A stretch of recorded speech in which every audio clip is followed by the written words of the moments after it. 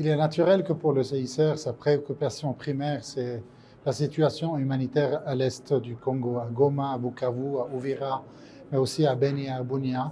Et c'était vraiment le cœur des discussions que nous avons menées aujourd'hui avec Son Excellence et que nous essayons effectivement de maintenir un dialogue très ouvert, transparent, sur nos préoccupations, sur les obligations aussi du pays, de la Démocratique République du Congo, et effectivement le travail du CICR ainsi que la Croix-Rouge de la RDC sur tous les fronts, sur la ligne de front, en essayant de soutenir les populations, mais aussi en les soignant quand il le faut, ainsi que leur apporter soutien et protection. En fait, le CICR est toujours présent. Nous n'avons jamais quitté ces lieux. Au contraire, nous avons dû renforcer avec des ressources financières et humaines notre présence et notre action des deux côtés de la frontière. Également, surtout là où ça a le plus grand impact, que ce soit à Bukavu ou effectivement à Goma, le CICR par exemple a soigné jusque-là à peu près 1760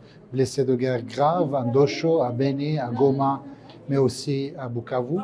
Nous avons une série effectivement d'actions qui aident par exemple les autorités locales à remettre en place l'électricité, donc accompagnées par le CICR, ainsi qu'un investissement de taille sur le réseau d'eau dans la région de Goma que nous n'avons pas arrêté. Ça fait 5 ans que cet investissement est sur place et il continue même dans ce tourbillon dans lequel nous sommes. Les centres de soins puissent être préservés et fonctionnels. Et c'est ce que nous avons discuté aujourd'hui avec Madame la Première ministre, c'est comment acheminer des médicaments et des vivres et de l'assistance dans ces régions pour pouvoir effectivement être à même à répondre à ces besoins croissants dans la région. Elle est d'un soutien certain pour l'action de la Croix-Rouge en général et du CICR.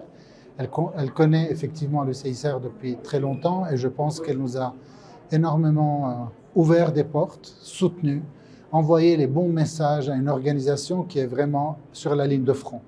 Une organisation qui, comme la Croix-Rouge de la RDC, travaille nuit et jour, qui collecte des dépouilles mortelles, qui enterre justement ces dépouilles mortelles et les identifie, qui connecte des familles qui sont désormais complètement séparées.